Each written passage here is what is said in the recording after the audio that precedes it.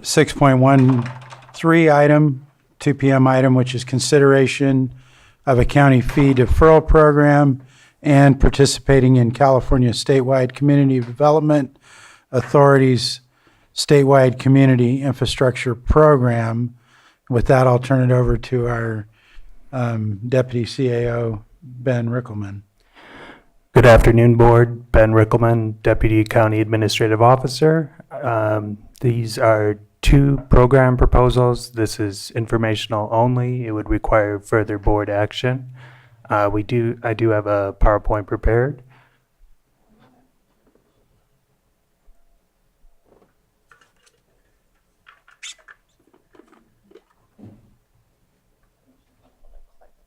Okay.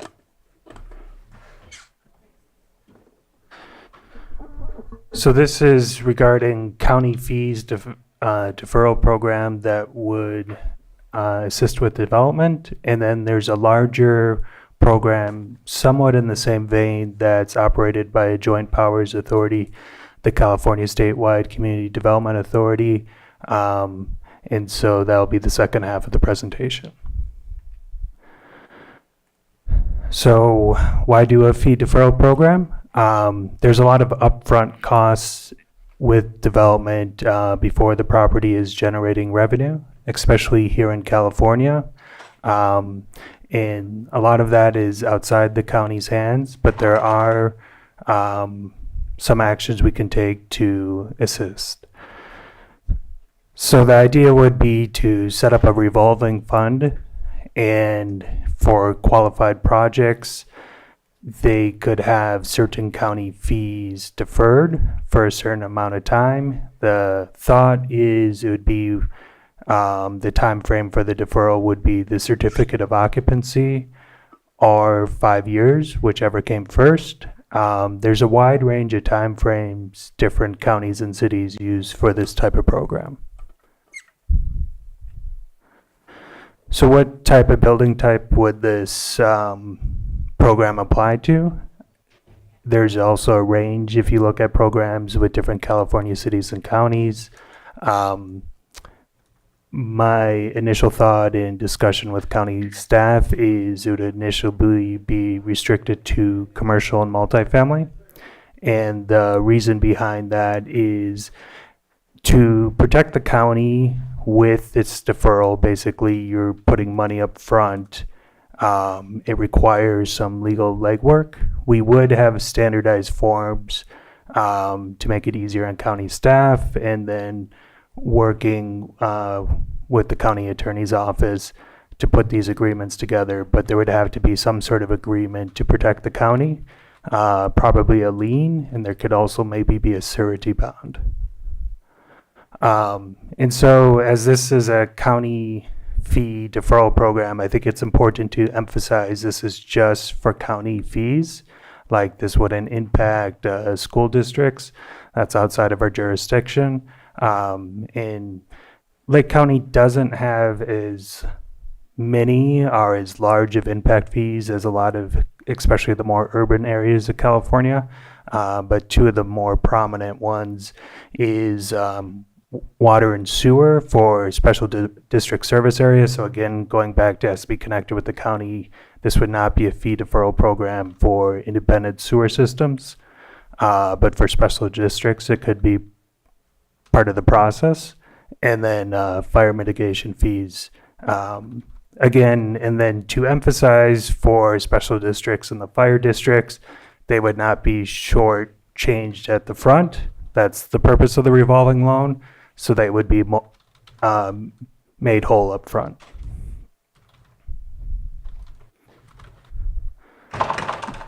This would take some staff time, so there would be a fee with the program, but also just quality control and to make sure developments are in a good place for this to make sense for both the county and the developer. Entitlements would need to be completed. So that's going through, minor and major use permit process, CEQA, whatever has to do with design and zoning. So those would all have to be completed before someone applied for this program. Generally, how these programs work, and I think how we would structure it, it would be when they apply for a building permit. And then as we want to keep the value on this revolving loan, there would be interest charged on the deferral. So the capitalization amount stays good, and also just kind of the county's general policy with its short-term cash management, that this chunk of county change isn't getting discounted in value.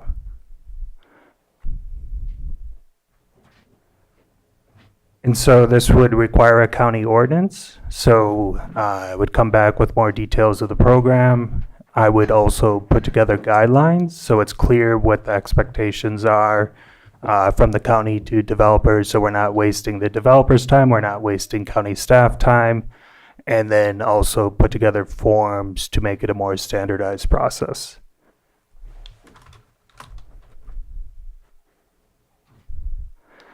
And then related, when doing due diligence on a fee deferral program, there is a program I think is appropriate for some larger scope developments, since the fee deferral, we're constrained by how much is in the revolving loan fund, and also there's just a certain level of expertise within the county.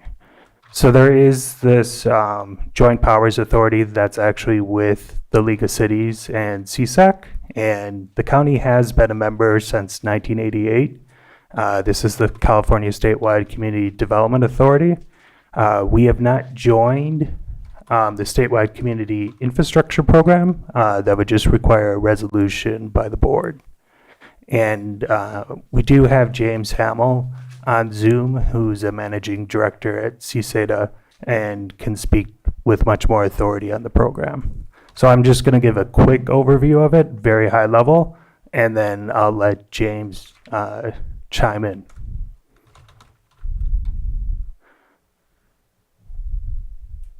So there's currently 146 local agencies that are members. This is everything from counties, cities, special districts that participate in this program. CSADA assumes the underwriting and the risk for these programs for SCIP, the Statewide Community Infrastructure Program. So just to give kind of a scope for what these projects would look like, it's generally $500,000 to $35 million in fees, public improvements, and facilities tied to developments. And this assessment with, if there would be an SCIP project, would only apply to those parcels associated with the development.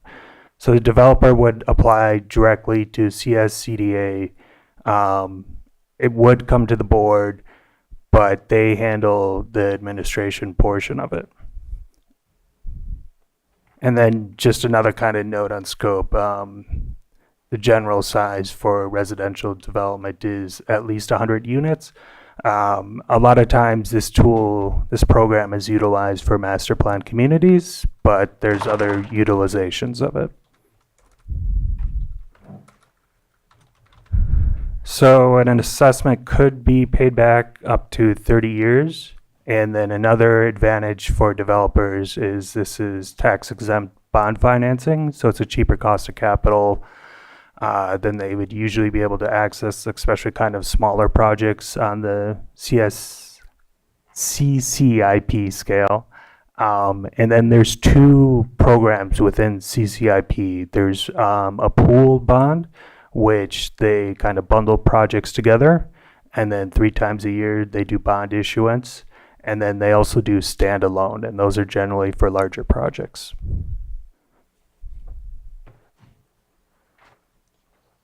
So I think at this moment, James, if you want to provide any additional comments, that would be great. Ben, I don't really have anything else to add. I think you did a great job there. The only other thing I would add is that there's no liability to the county for the bonds that are issued under this program.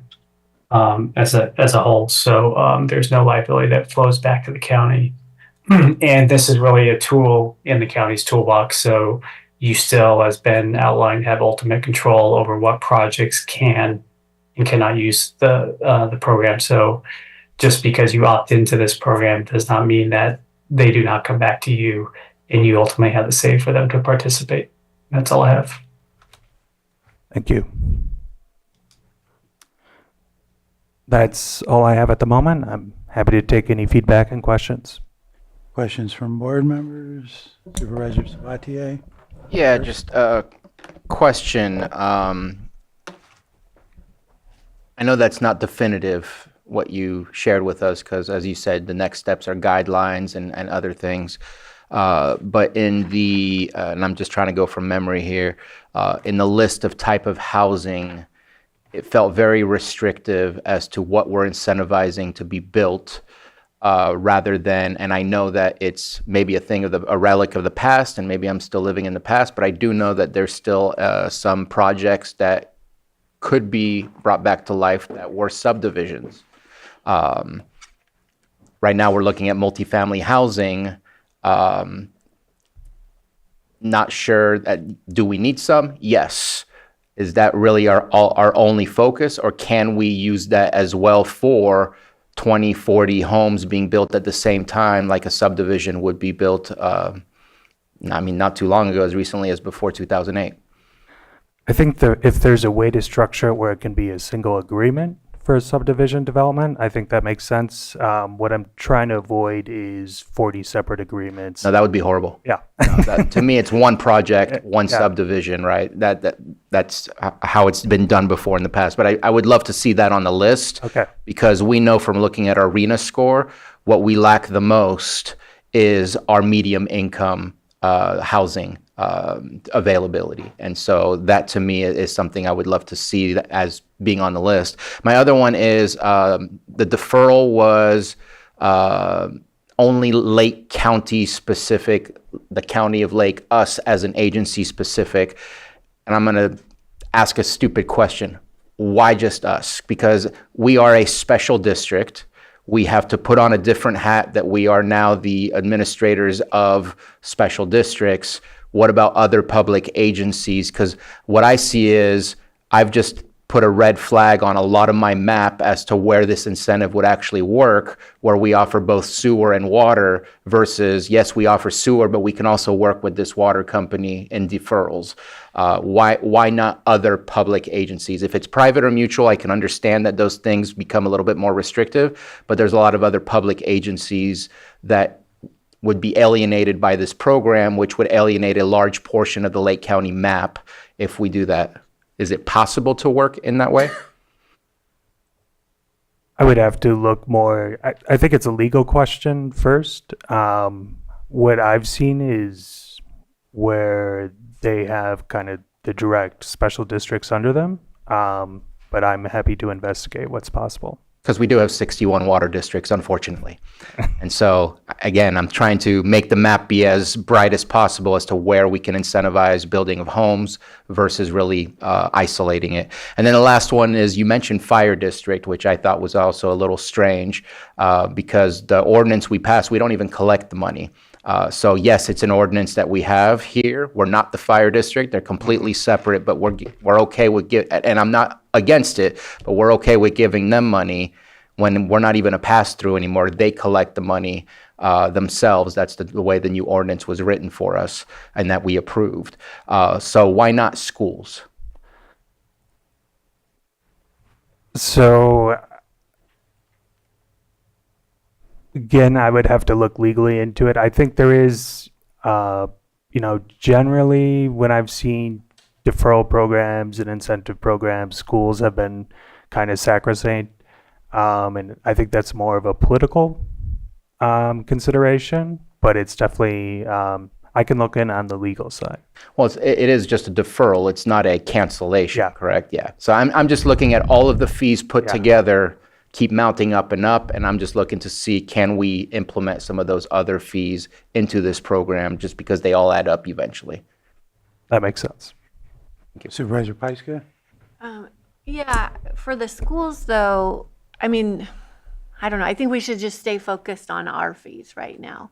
When you take your house plans around, you go to the fire department and you make your payment there. We don't even see it. But the schools, I think I don't even want to touch that. I think we just focus on our fees. But how are you tying this to our HAPE?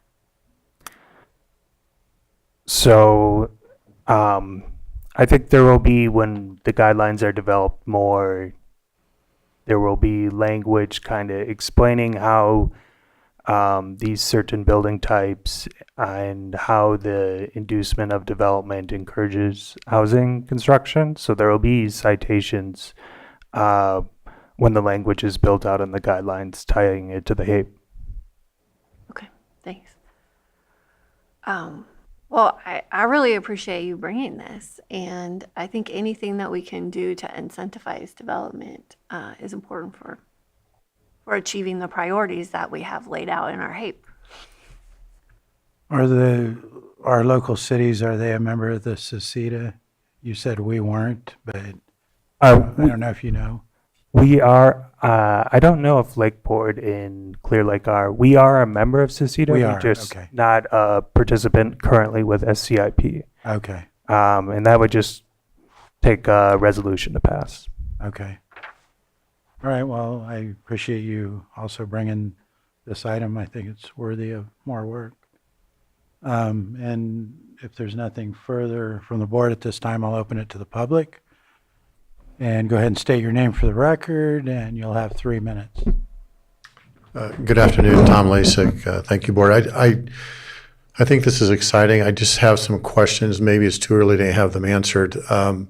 You mentioned fire mitigation. Is that just, can you give examples of what would and would not apply? So, for example, making our roads 4290 compliant, even if they're not in the subdivision, or making roads that aren't necessarily in the subdivision but are impacted by the subdivision. Would they be eligible under this?